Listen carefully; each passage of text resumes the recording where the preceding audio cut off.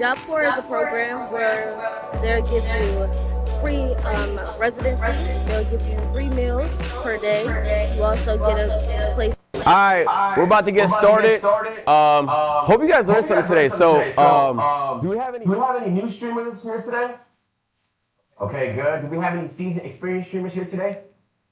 That's nice. All right, so I'm going to talk a lot about money. And so usually what I do, last year what I did, and what I kind of did in the last class as well, is talk a little bit about ad revenue, brand deals, things of that nature. And those are all relevant, all important, but those are all short term. You know, you do a brand deal today, you know, this is your brand deal for today. You know, you might get another one if you build relationships, but beyond that, we're going to talk a lot about what your future as a content creator looks like. Does anybody in the room right now own a business? What's your business? Production company? Okay. The clothing brand. Yusuf? Okay, doesn't know. Starting a brand. What's that, Fluffy? What's up, man? I'm like, up. A business. You'll be able to take advantage of this opportunity. This is going to be about impacting people. There's plenty of nonprofits that can be either entertaining, but I'm going to walk you through this business, then start in the next year. And then while I'm doing that, I really want you to think about what you may be interested in. And what the common answers might be is like a brand, maybe some clothing. But think outside the box. It could be whatever your interests are. And just to kind of get the ball rolling, I love racing. For me, racing is super fun. I just learned that this is a passion of mine for the past 2 years.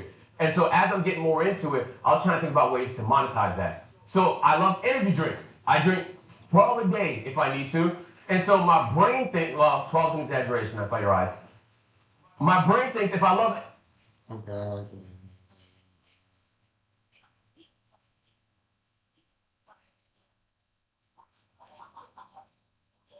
Tell you a story. A story about a man, an angry man, who played a game.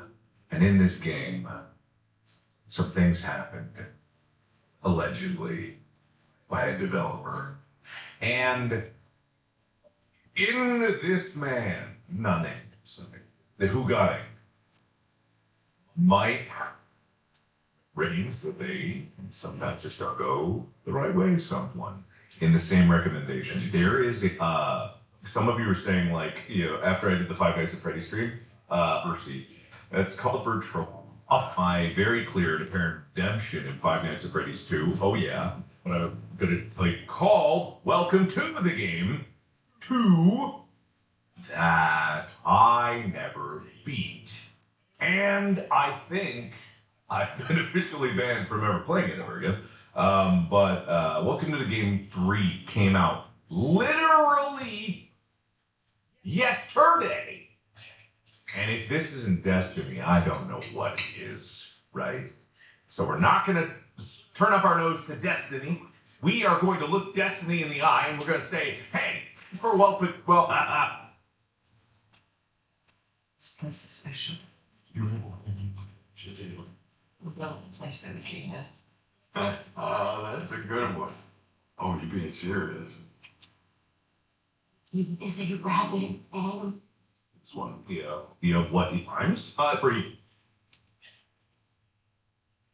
recording room I've ever had in my. I can't go one arm's length without hitting something. I can't gesticulate. I tried to do VR here. The pathetically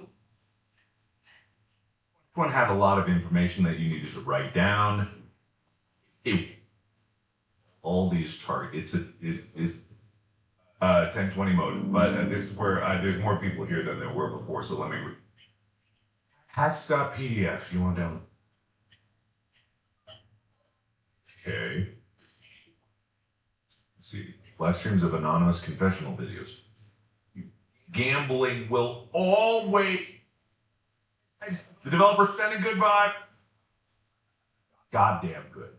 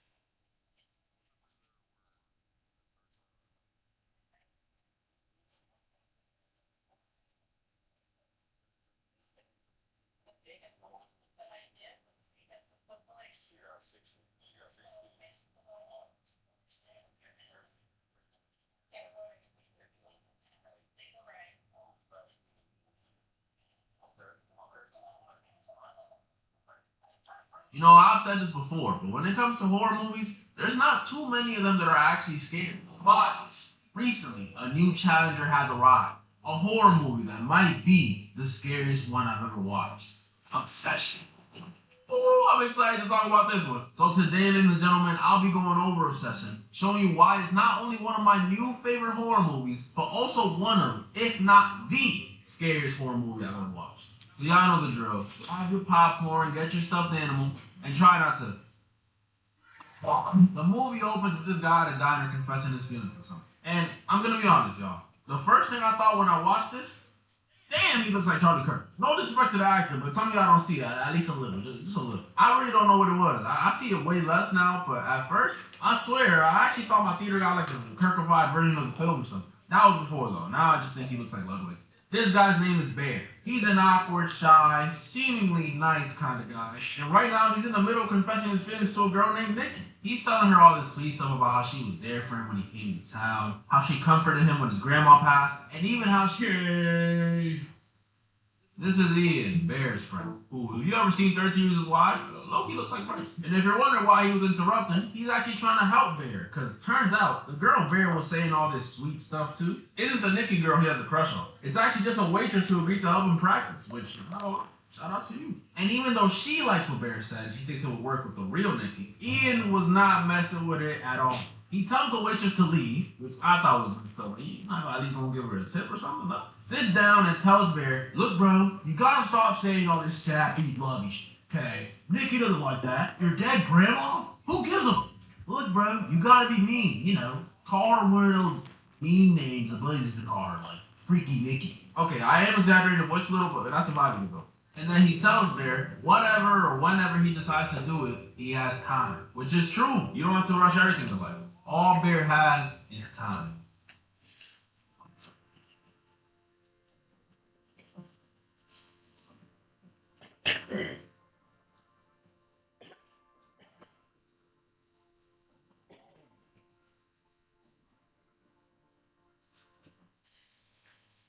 Not his captain. His cat did not have time. Yeah, this movie starts us off hot because Bear came home to his poor cat Sandy dead after he left some pills out. And tell me why this dude was low-key blaming her. How did you get into those? I don't know. You tell me, bro. You're the owner. Bear, after crying, lays in bed that night, coping the only way we know how.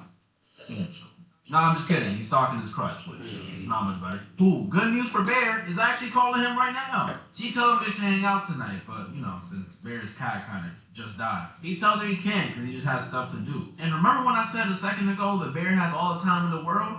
Yeah, she tells Bear they're running out of time. And she wants to see him tonight. Oh snap, Bear, here's your chance. The probably thinking it's now or never. Bear agrees to meet up. But first, he's got to make a pit stop at this crystal shop because this girl Nikki apparently dropped a necklace down a drain. He arrives at the shop, and this is where everything changes for him. Because after not thinking Nikki would like these crystals he saw, which made zero sense to me, by the way, was the necklace she dropped not a crystal necklace? Isn't that the whole reason you came to a crystal store? I'm so confused. Bear, what do you know about this girl? Bear spots a shelf that has a bunch of toys on it. There's a magic eye one that lets you see your future, a voodoo doll, which is, and the one that really caught Bear's attention, the One Wish Window. A little stick in a box that promises to grant you any wish and amaze your friends. And as great as that sounds, I'm sure a lot of you knew, just like me, this could not be good.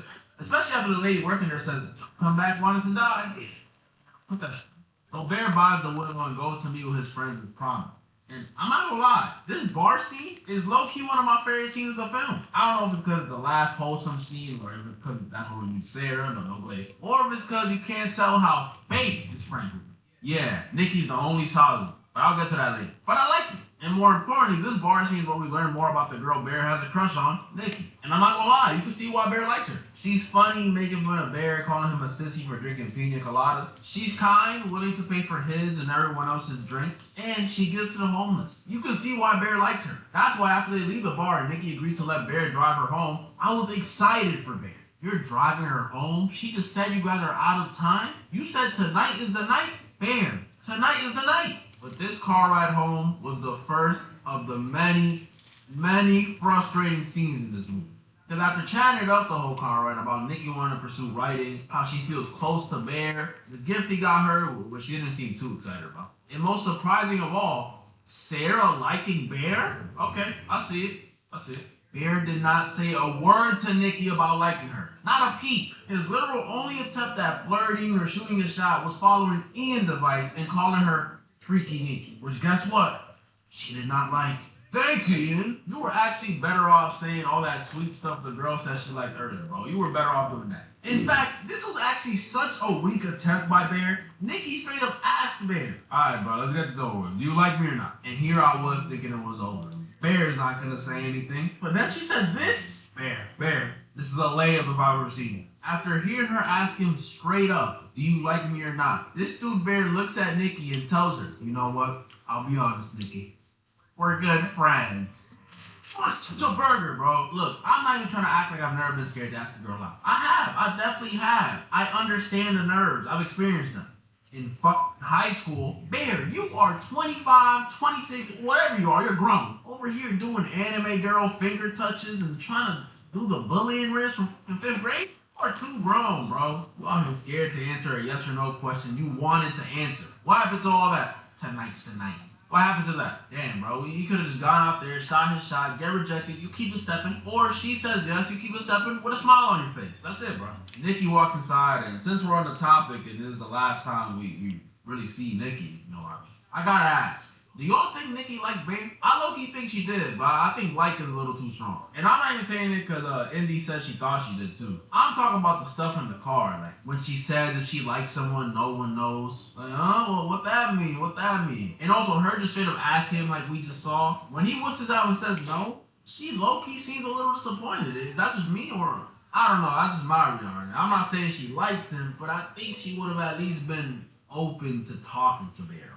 But if I'm being honest, whether she liked him or not, doesn't matter. Because it doesn't make any of the stuff beyond this point any less messed up. After Nikki goes inside, Bear in the car, annoyed that he fumbled, grabs the gift he was supposed to give her from the back of the car. And in an effort to, I guess, like, hope or something, or like a, whatever kind of thing, Bear takes a stick out the box and says, I wish Nikki Freeman loved me more than anyone in the world. And immediately stuff starts to get weird. Nikki comes back out the house acting extremely strange. Suddenly she starts asking Bear about that gift he mentioned earlier and is eager to have him come in the house because her cat died? Huh? Your cat died too? You ain't tell us about that. Then she starts talking all week. Yeah, I'm sorry. Yeah, chill, Nikki, you making me uncomfortable. She even starts having mood swings. One moment she's trying to get him out the car all excited. Next one she's like, what the Then after that, she's in the car saying she's been sad because her dad has cancer, which, is sad. But this girl's crying without moving a muscle. Like, you don't gotta ugly cry, but at least breathe. And while I'd love to say the weird stuff stopped there, no. Because when they instead go to Bear's house, they decided to go to Bear's house, by the way. It actually gets worse. Not immediately, though. They get inside and at first does some basic weird stuff, like coming in and saying, the house smells like... So, what do we think? Are there any synergies? What's the benchmark? It still has to go through market research. Needs a good name. It has a Any other obvious questions? Nope. Great. The King Kylie collection, only I talkn. This idea of continuous reinvention, I think, is really important. It doesn't end. It does not end. Welcome to Reinvented with Accenture. You. That's not so bad. But when they're in the bedroom, that's a different story. Nikki, after apologizing for being weird earlier, invites Bear to bed saying she doesn't want to sleep alone. And Bear obviously agrees. So they're in bed and y'all know what it is. Stuff starts happening, they start kissing. But out of nowhere, in the middle of their makeout session, this happened. Nikki mid-kiss just freaked out and jumped off the bed, only to immediately get back up and act like nothing happened. What was that? And see, if I'm Bear in this situation, not only am I now a little suspicious of what happened, cause this girl is clearly tweaking, but more importantly, I am sleeping in the other room. Look, this girl either on something or she's seeing demons. I don't want to be a part of either. But Bear really was suspicious though. So that night he hops on Reddit looking for answers about this one wish Willow thing. And answers he finds, but they're a bit confused. One dude says they don't work, the items are just collectibles. Another dude says it's real because his mom, who was ugly, is all of a sudden pretty. Really, a mom joke? Who wrote this, Muscle Man? And another dude says it's all a scam, and when you call the number on the back, all you get is a weird dude on the phone. This Willow thing was clearly just a toy. Nikki was just being quirky earlier. That's what it was. At least, that's what he thought. That is, until the next day when Bear wakes up from work, walks into his kitchen, and sees Nikki made a shrine on his cat. Yo, when I saw this, bro, did Bear throw his cat in the trash? Like, I know they showed it earlier, but I thought maybe he was just moving her or something for the burial. What kind of owner is this dude?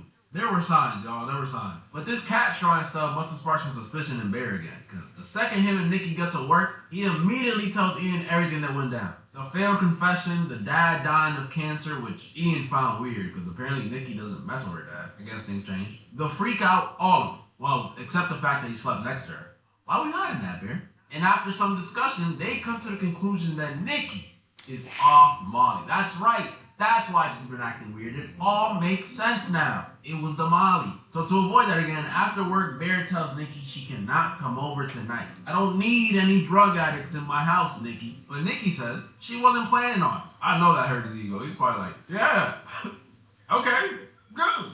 Don't pull up. But that's just what she said. That very same night, though, she does the opposite. She pulled up to Bear's crib in a red dress, and in some ominous lighting, apologized to Bear once again for acting so weird the other night. And she straight up tells him, I know you like me, Bear. And Bear again with this coward shit, bro. He says, what? No. Why, do you like me? Red dress in the middle of the night.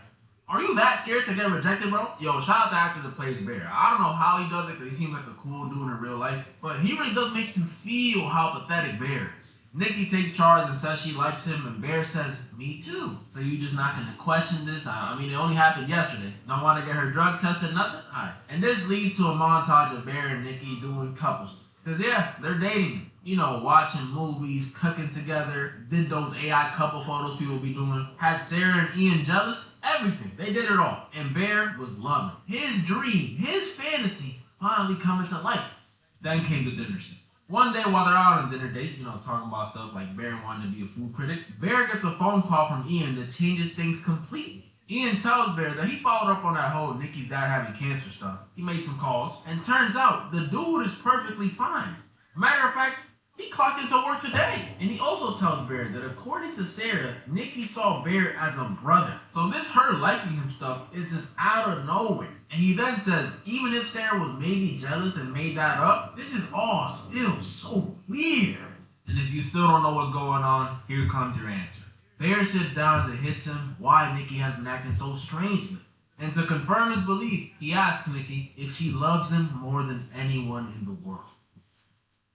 And she says she does. And she's not just saying that, she means that. Yup, from this point on, it's confirmed that not only did that wish work, but that Bear knows that wish worked. He knows. From this point on, he knows. And if all that strange behavior from earlier was because of the wish, then that means that freak out from earlier was probably the real Nikki trying to break out.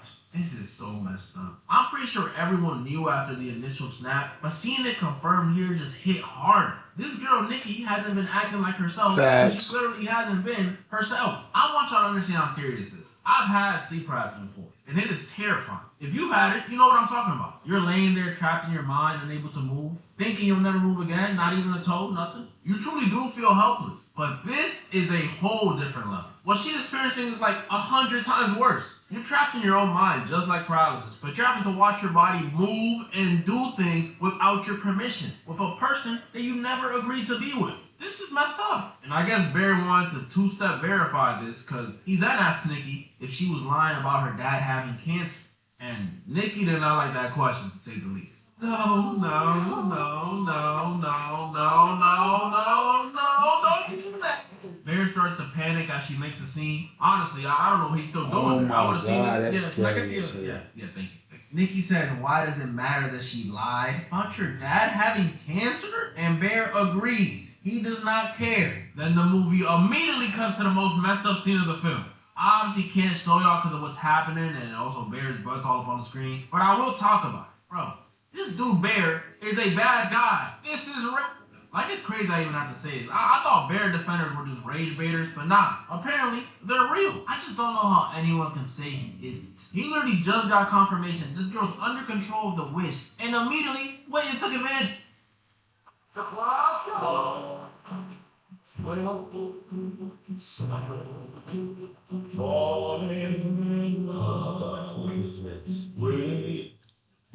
call you stupid all the time, but I know you're smart enough to understand that her freak out earlier wasn't her just being quirky. It was the real her breaking out. And what's even crazier about this is, even if there wasn't a wish, let's say there was no wish here, no wish at the start of the movie at all.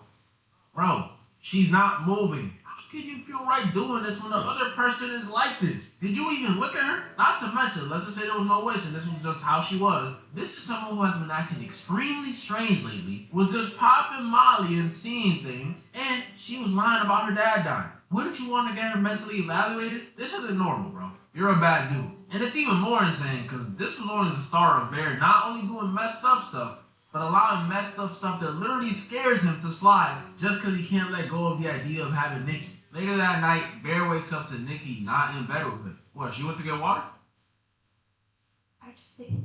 Oh, hell no. This girl Nikki was just in the corner of Bear's dark-ass room, wearing his sweater, staring at him sleep. There were people online saying goals to this. This is not goals. Y'all, this scared the f***ing shit out of me when I was watching. I have never clenched so hard while watching the film. I was scared, wishing I could just talk to her through the screen. Nikki, get your ass back in the bed. Please. This movie had been subtle with the horror for a while, but after the dinner scene, these dudes did not hold back. Bear tries to tell her to just come back to sleep, but Nikki just starts crying, saying she doesn't like her dreams, and saying she feels like Bear doesn't love her as much as she loves him. You are definitely right, Bill. What's happening to your face, girl? Bear says no, he does love her the same, and I guess that was enough for Nikki to tell him to just go back to sleep.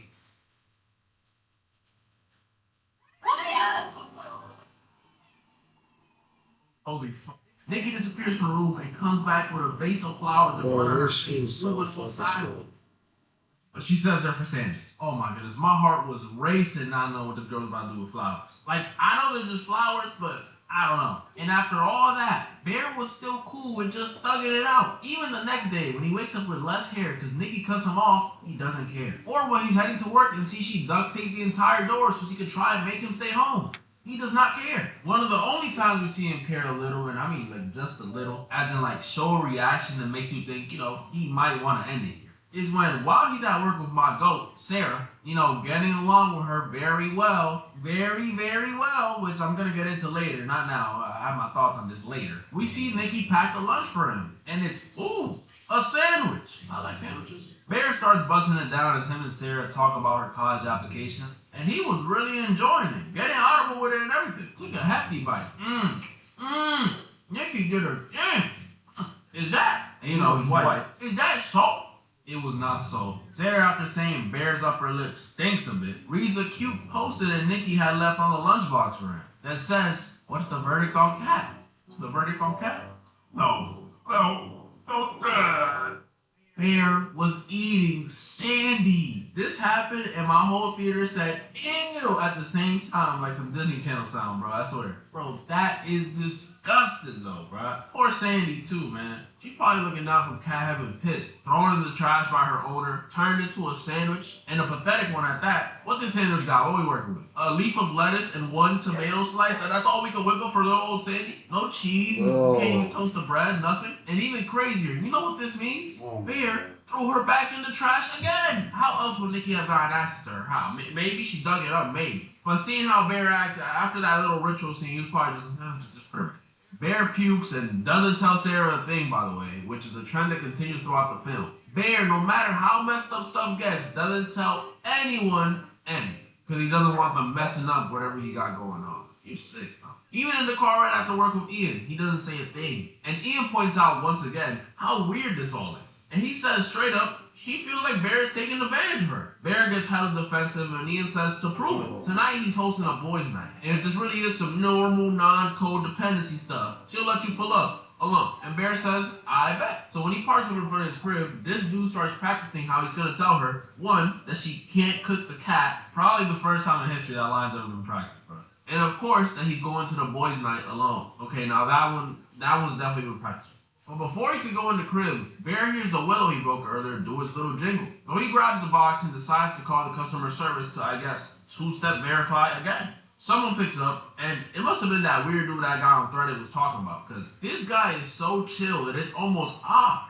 Yo, what's up? Did I call the wrong number? The guy confirms to her that the wish is in fact real. So now we got double confirmation. So if Bear was 100% sure, he is now 1,000% sure that she's under control of the wish. Keep that in mind for this next part. The guy on the phone says he's customer service, asks Bear if he would like to cancel his wish. And not knowing everything he knows, what y'all think Bear says? Can I just alter it? He has to alter the wish instead of canceling. Your first thought is to change it? How can you say you love this girl, bro? How? You had the option to set her free and end all this weird moving at night cat sandwich madness, and you said, no, let's just tone it down. This ain't love, bro. This ain't love. Aventura has a song about this. The guy tells him no, he cannot alter it, and so Bear says he would like to cancel instead. Yeah, nah, right? But the guy tells him they don't do that either. And the only way to stop the wish from continuing is for him or Nikki to die. Yup. Also telling him it looks like he has a moral obligation to be there for her. Yeah, I'm not gonna lie, forget the moral obligation. If you're not gonna do it to yourself, which I know. Boy, that's fucking cool. Planet Fitness, your pace, as personal as your playlist. Join for $1 down and get up to 3 free months of Apple Music. No commitment. Deal ends July 3rd. You won't. Either kill her or just give town, because you cannot continue to do this. Especially after what comes next. Bear asks the guy on the phone about those freakouts Nikki be having. And he asks Bear if he wants to speak to her. Then we hear the real Nikki screaming on the other side of the phone, sounding like she wants to punch her.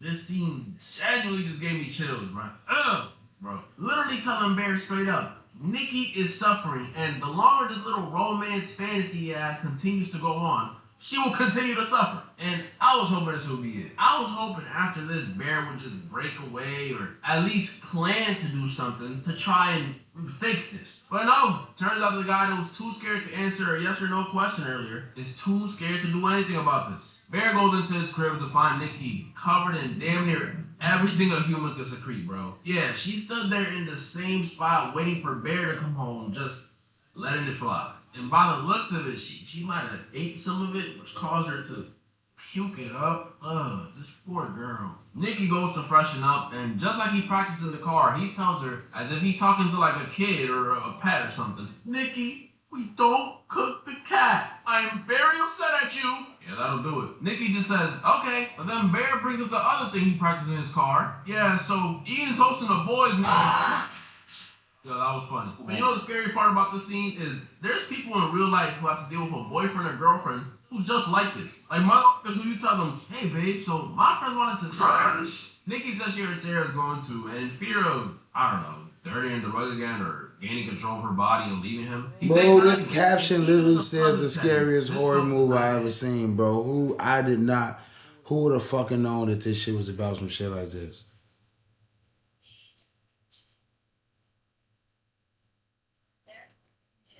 Nikki continues with the strange antics. laughing extra hard at jokes, reading this dark-ass passage about Hansel and Gretel that one, tells us Nikki definitely thinks this is wrong because Hansel and Gretel are siblings, but again, ties back to the thing Sarah said that she saw Bear as family. And two, freaks everyone the fuck out. Look at the black dude in the back, bro. And the last thing she does is either one of the most odd things she does or one of the funniest things she does, like it was to me. When Bear gets one of those Dare Jenga blocks, you know, the ones that they drink or dare, that tells him to kiss the person to his left. And as you can imagine, Nikki was not too happy about that. So she walks behind Sarah, drags her back by her chair, and sits next to Bear herself and puckers up. Yo, this had me dying, bro. Look at the black dude. That joy ain't last long. Because after Nikki does this, she has another moment of the real Nikki breaking out, screaming that this isn't her. And this time, she starts smashing the bottle on her face.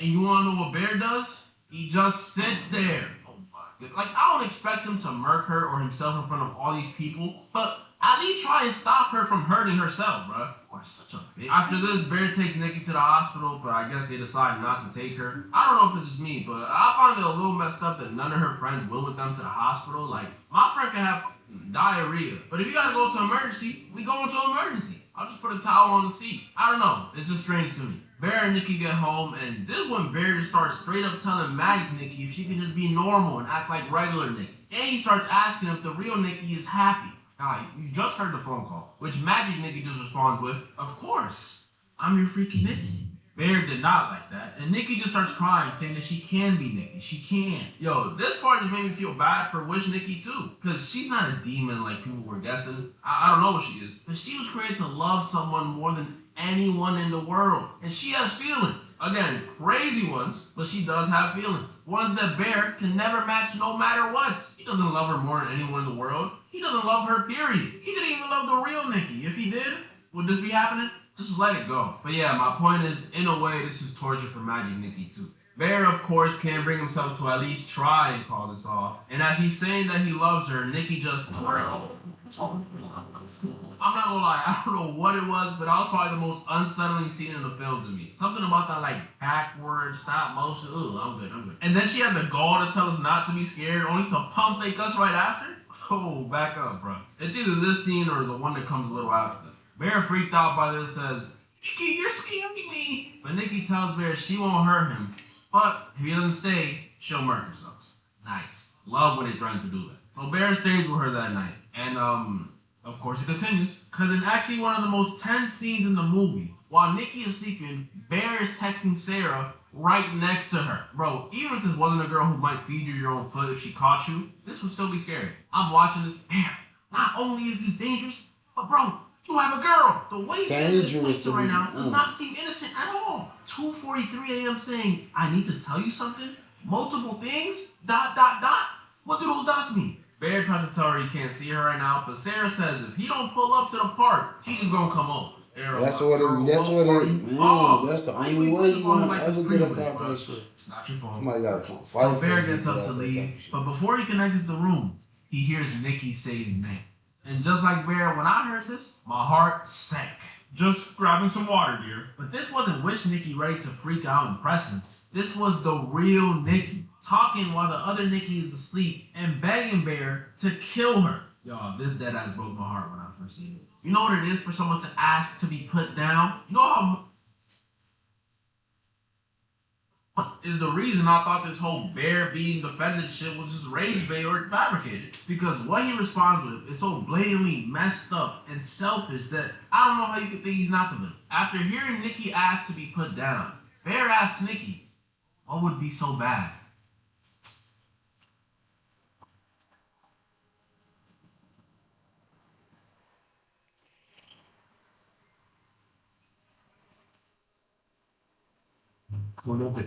What's so bad about being with me?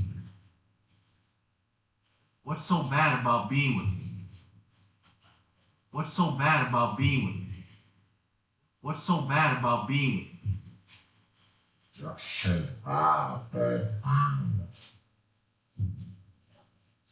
The anger I felt when he said this, Because she has never been with you. Stop playing dumb, bro. I hate when people play dumb. This isn't about you. You think this is about how good of a boyfriend you be? No, the girl is pretty much living in hell because of you and is asking you to literally murk her. And the first thing that comes to your mind is, man, you Bear. Guys, if you're gonna consider yourself a nice guy, you gotta actually be nice. Meaning doing stuff while expecting anything in return. Do you want to be like those dudes at the mall who offer to clean your shoes or to fucking tell you to spray after? No, you don't want to be like that. That's not kindness, bro. That hurts. Like, I thought that first wash was genuine, bro. Be kind, y'all. It makes it even more messed up. On top of somehow making the situation about himself, this dude doesn't even do her the favor of putting her out of her misery. He just walks out while she's begging, crying, pleading for him to end it. Actually a monster, bro. And to think Nikki said you were her comfort person, bro. Bear finally meets up with Sarah at the park, and just by the way they had this shot, I knew something messed up was about to go down. Sarah tells Bear several things in this little late night chat. First she says the stuff with Nikki is weird. It's weird AF. But she doesn't say it's weird because Bear's taking advantage of her. No. She says she feels like Nikki is taking advantage of him. Huh? Sarah, I'm gonna cut you some slack because you don't know the whole situation, but I know your game. This is still Dirty Mac of Doom, bro. This is your friend's boyfriend. And Bear, you being enticed by this? I'm gonna get to you in a second. Sarah also tells Bear that she got her last college letter and wants to open it with him to see if she got in. And then she tells him something that also led me to feel a great deal of frustration. Sarah tells Bear, since Ian's been wanting to spill all my business, I think I should tell you that Ian and Nikki have been banging for the last 2 years. Ooh. Ian, I'ma get to you too. I'ma get to you. But this isn't over. Sarah trying to turn up the heat, I guess, says it's a shame. If only Bear had someone more chill. You're really going for it, huh, Sarah? Then reminds Bear that she was to his left at the party. Bear says, what? Then she says, to your left. At the party. You were supposed to kiss her. Then, out of nowhere, Nikki breaking the window and straight up destroys Sarah's dome by smashing her head against the brake on the steering wheel. What the? Yo, this scene messed me up when I first saw it. It wasn't even the actual head smashing that got me. Like, the kill was shocking, don't get me wrong. The brutality of it, the little car beats of every hit, ugh. Thank God I watched the movie with my mom. I had to answer it. But the freaking tension before that? My goodness, I think I peed a little from all the clenching. Because you knew something was about to happen. You just knew. I swear, the first time I watched it, I was so scared, I didn't even know what they said. I swear, all I heard was, you were supposed to kiss me. But this scene, for as scary as it is, was another scene that made me so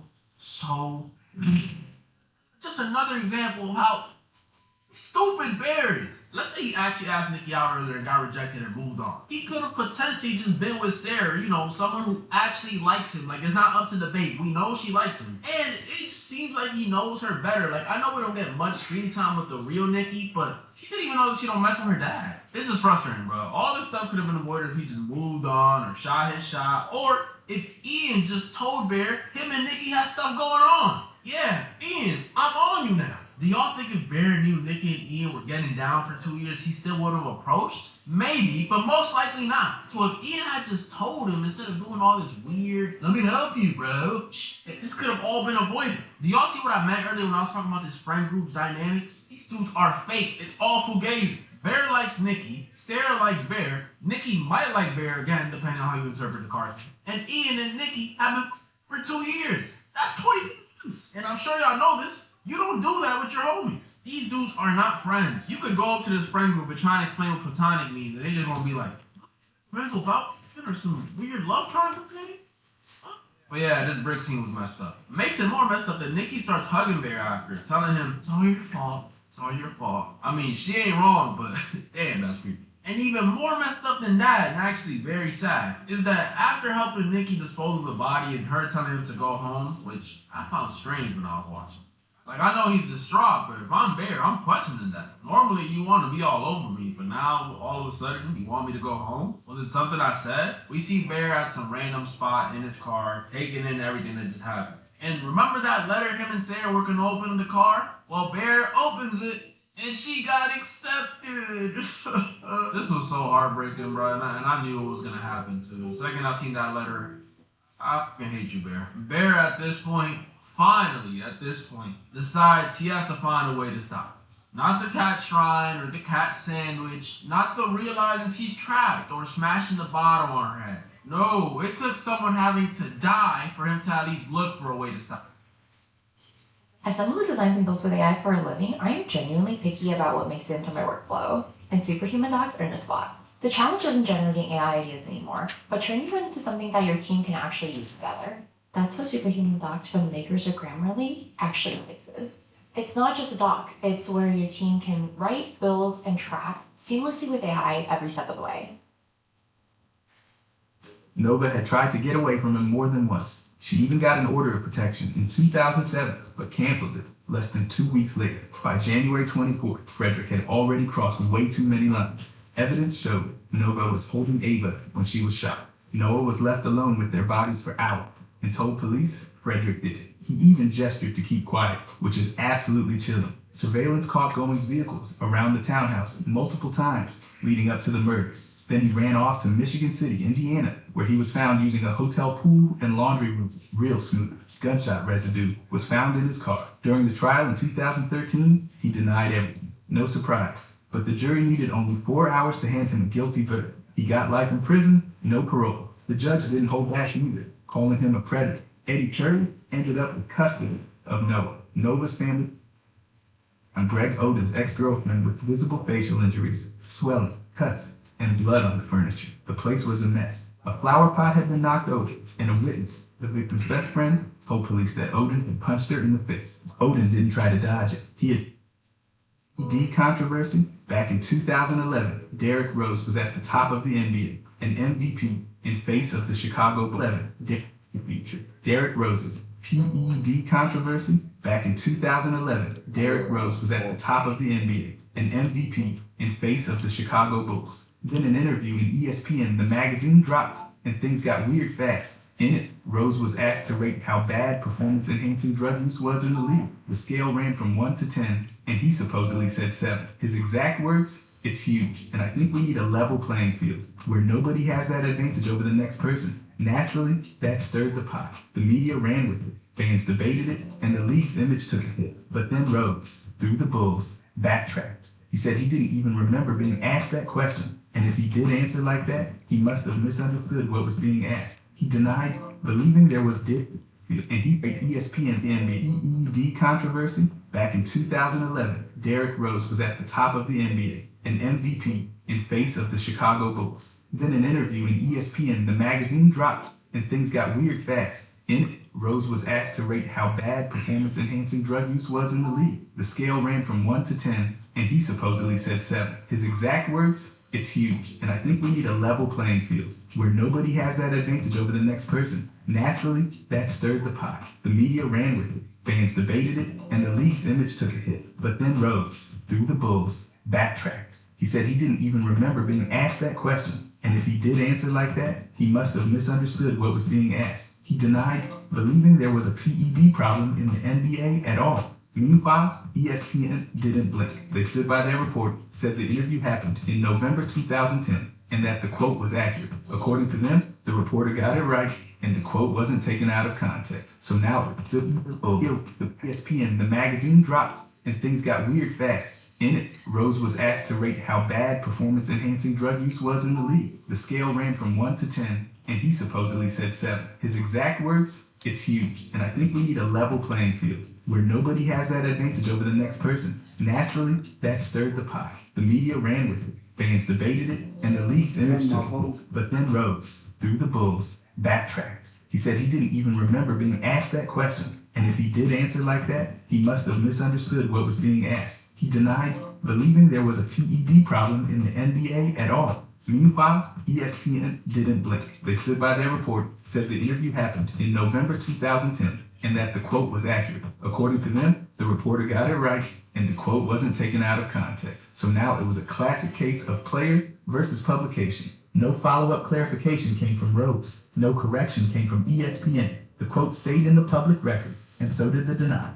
It left fans stuck in the middle, unsure whether to take the league's clean image at face value or start wondering what really happens behind the scenes when the cameras are off. Shawn Kemp's legal trouble. Shawn Kemp's post-NBA years haven't exactly been smooth sailing. Back in 2005, he was sitting in a parked car in Shoreline, Washington, when police rolled up because of the strong smell of marijuana. They searched the car and found about 60 grams of marijuana some cocaine, and a semi-automatic pistol. He got arrested and later pleaded guilty to trying to possess more than 40 grams of marijuana. Fast forward to 2006 in Houston, Texas. Different city, same issue. Kemp was pulled over because his car had no license plate. The officer smelled burning marijuana, and the search turned up less than 2 ounces. He was charged with misdemeanor possession and released on a $500 bond. Then came 2023. Kemp tracked his stolen cell phone to the Tacoma Mall parking lot. What followed was not your typical lost phone situation. According to reports, a confrontation took place and shots were fired. Kemp claimed he was fired at first and only shot back in self-defense. Initially, no charges were filed, but on April 14th, he was formally charged with first-degree assault. In May, he pleaded not guilty. His legal team says the people involved had criminal histories, and Kemp was just protecting himself. His trial is set for May 27, 2025. Kemp's been through multiple arrests and now faces a serious charge. From all-star status to courtrooms and controversy, his life off the court has taken a sharp turn. The next chapter depends on how that trial plays out. Anthony Grundy's tragedy. Anthony Grundy had a solid basketball career, but what followed was a downward spiral. In 2011, he got busted in Wake County, North Carolina for habitual impaired driving, his fourth DWI. But instead of facing the charges, he left the country and headed to Ghana. For years, he avoided the U.S. legal system until 2017, when he tried to re-enter through Queens, New York. That did not go well. He was arrested and later sentenced to 2 years in prison. The charges stacked up: felony DWI, 5 counts of skipping court, and 2 probation violations. Then things got worse. In June 2019, Anthony Grundy had a solid basketball career, but what followed was a downward spiral. In 2011, he got busted in Wake County, North Carolina for habitual impaired driving, his fourth DWI. But instead of facing the charges, he left the country and headed to Ghana. For years, he avoided the U.S. legal system until 2017, when he tried to re-enter through Queens, New York. That did not go well. He was arrested and later sentenced to 2 years in prison. The charges stacked up: felony DWI, 5 counts of skipping court, and 2 probation violations. Then things got worse. In June 2019, Grundy hit a 59-year-old woman with his car on Dixie Highway in Louisville, Kentucky. He left the scene. The woman didn't survive. Grundy turned himself in 8 days later and admitted he didn't have a license, his car wasn't insured, and the plates were expired. Just a cascade of bad decisions that ended with someone losing their life. 5 months after that incident, on November 14th, he was stabbed during a domestic dispute in Louisville. Police found him on Muhammad Ali Boulevard with multiple stab wounds. He died at the hospital at just 40 years old. Grundy's post-basketball life was full of legal trouble, poor choices, and eventually a violent end. He played all over the world and even made it to the NBA. But once the game stopped, everything unraveled. It's a rough reminder that the challenges athletes face after retirement don't always play out in public until it's already too late. Michael Ray Richardson's band. Michael Ray Richardson went 4th overall in the 1978 draft and exploded onto the scene. He led the league in assists in 1980, topped the steals leaderboard 3 times, and made 4 All-Star games. Whoa. What's that? I just built a budgeting app in Base 44. Guys, Nina just built an app. Impossible. Maybe not kid. Code. Interesting.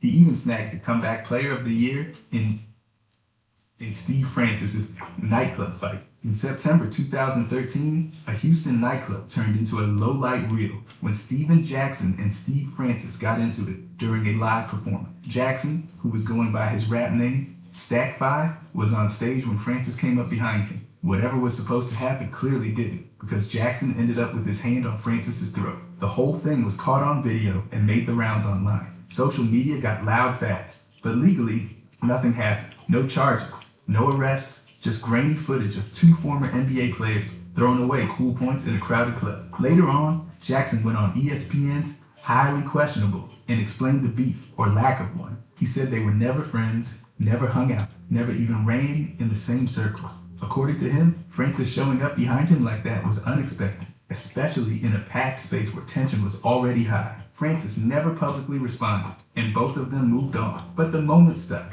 It became another entry in the growing list of post-retirement missteps. Athletes navigating a spotlight that doesn't quite fade, just shifts to a different kind of stage. It didn't end careers, didn't land anyone in court, but it definitely threw more attention on how quickly things can go sideways when pride and past reputations clash in a public space. William Bedford's fall. William Bedford came into the league with size and potential. 7 feet tall, 6th overall pick in 1986, and early stints with the Suns and Pistons. He even landed on Detroit's championship roster in 19. Darius Miles collapsed. Darius Miles came into the NBA as a teenage phenom and walked away with $62 million in career earnings. But by 2016, he was filing for bankruptcy. His reported assets sat around $460,000, while his debts ballooned past $1.5 million. Nearly $300,000 of that was owed to the IRS. Bad investments and legal problems drained him. One of those legal issues came in 2011. Miles was arrested at Lambert, St. Louis, Lewis International Airport after security found a loaded gun in his carry-on. He was booked for unlawful use of a weapon and later released. It added one more hit to a reputation already bruised by injuries and a career that fizzled out too soon. But the biggest blow came off the court. In 2018, Miles published a brutally honest piece in the Players Tribune. He wrote about battling depression and the overwhelming grief that followed.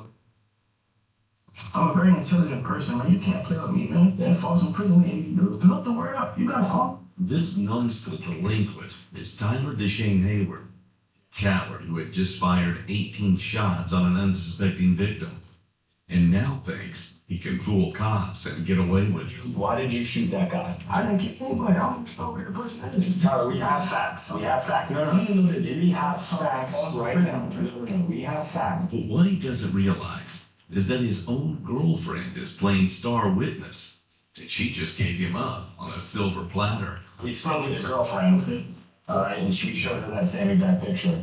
Okay. And she said it was you. I look at myself every day in the mirror. This looks nothing like me, sir. Now he'll try to dance around the fact that he's a cold-blooded monster, in an act nobody is buying. He was cold-blooded, as in a psychopath. You're right. There has been no emotion, no. Got you.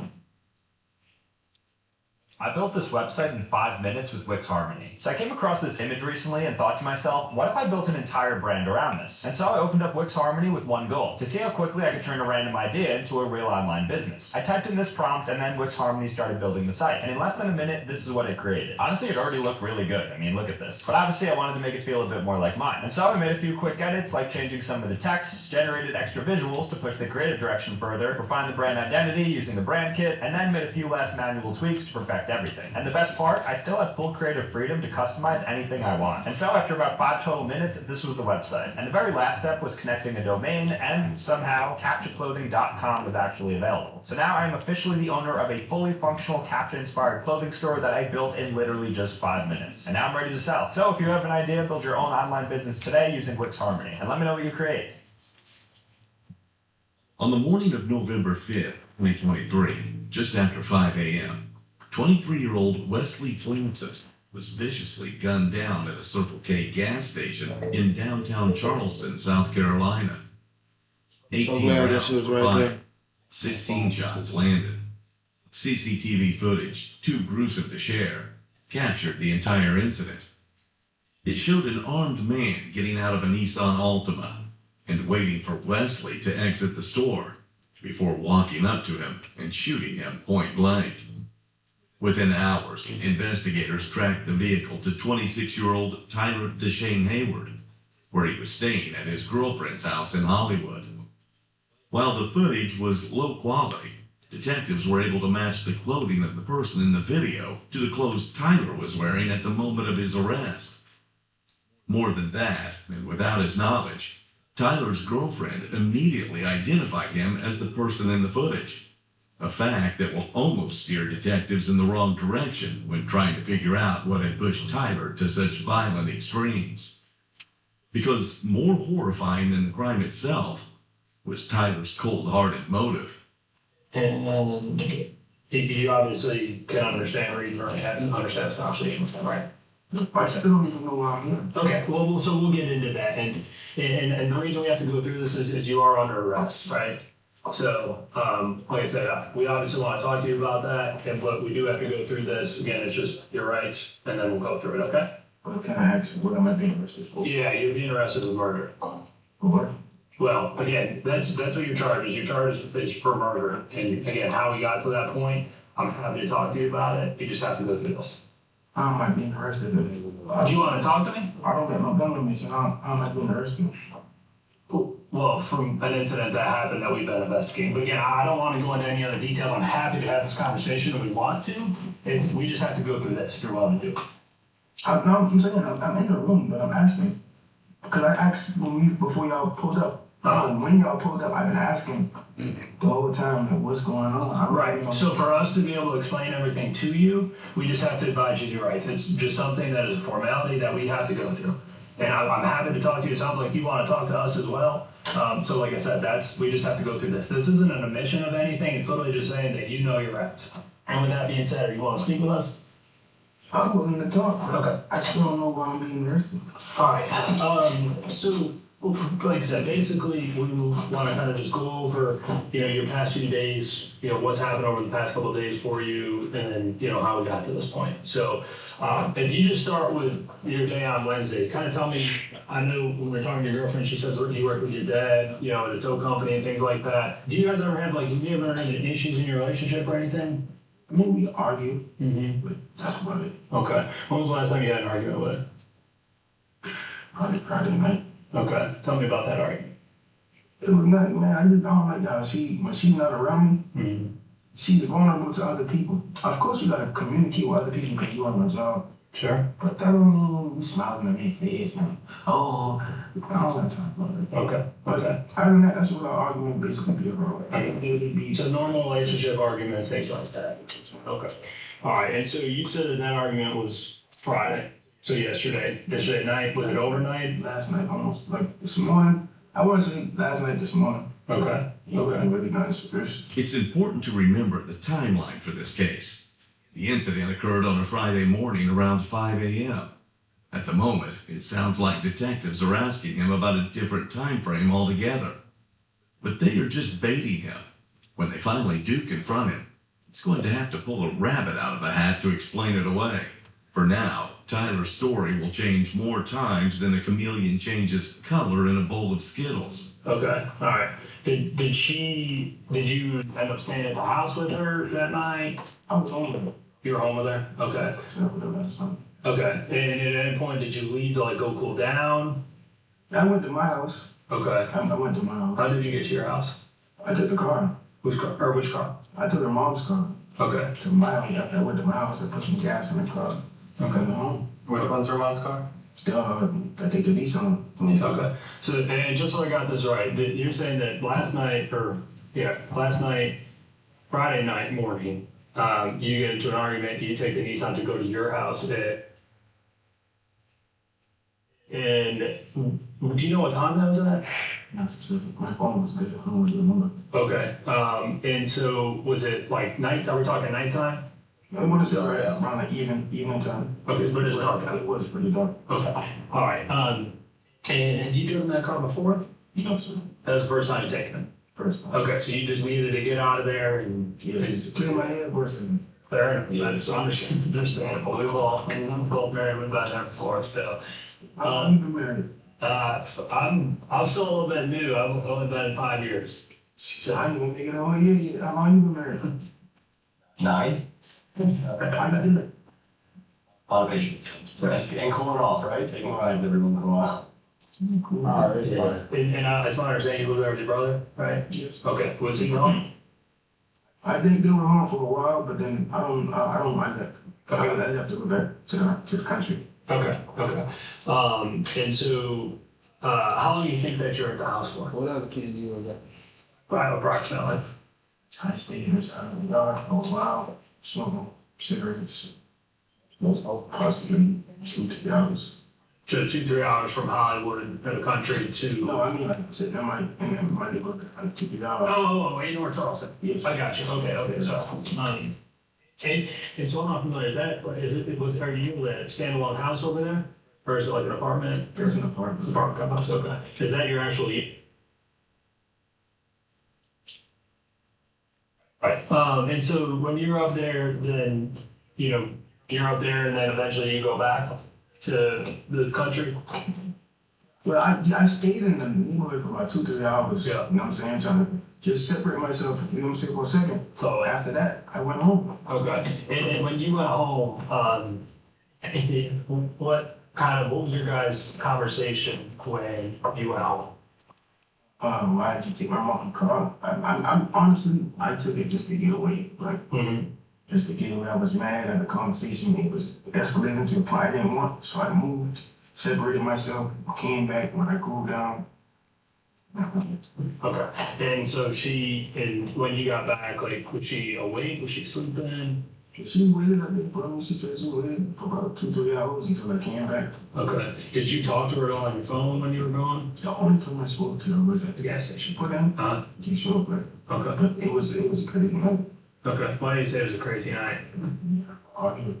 Okay. I didn't like the fact that we were arguing, so I separated myself. I went home, sat in my driveway, not in my driveway specifically, but I sat in my neighborhood for like 2-3 hours. That's it. Okay. His alibi is that after a heated argument with his girlfriend, he went back to his place and nowhere else. But when detectives name drop his brother, this dimwit somehow miraculously gets a light bulb moment, realizing that detectives may have already spoken to his brother. So Tiger backtracks. Suddenly, he just sat in the driveway, never entering the house. And then he backtracks again, says he was just in the neighborhood.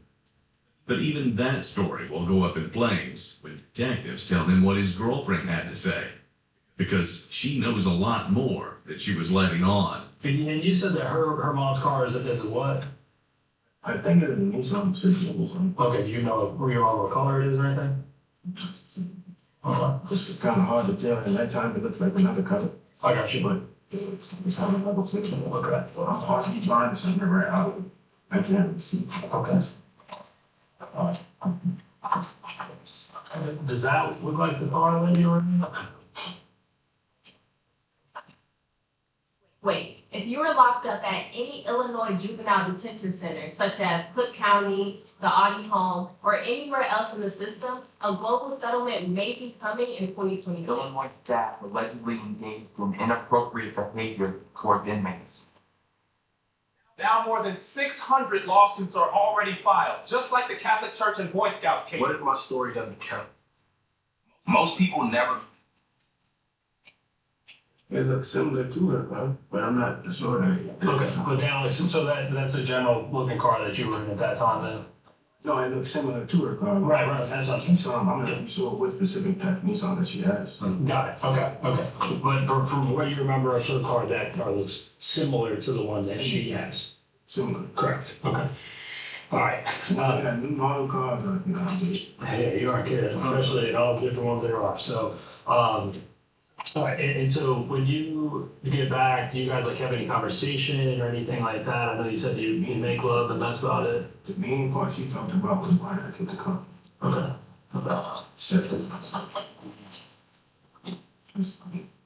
Okay. So in total, were you gone from start to finish for I know you sat in the apartment for 2 or 3 hours. How long do you think you were gone? You're right. So how long overall do you think you were gone from the time you left to the time you got back to the country? I don't know, to be honest with you. Okay. I didn't, like I said, on my 2 or 3 hours up there and then. Like I said, my phone kicked after I accident. What time? Right, so it's hard to tell exactly. I got you. Okay. Obviously more than 2 or 3 hours though, because. I looked at a little more. Yeah, right, I got you. Okay.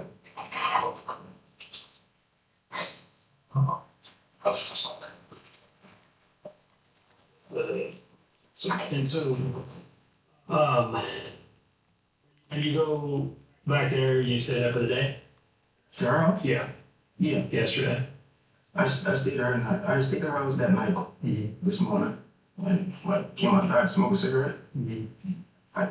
These guys pulled up on me asking me questions. I'm asking them, why, specifically, why did they come to me? What made them come to that house?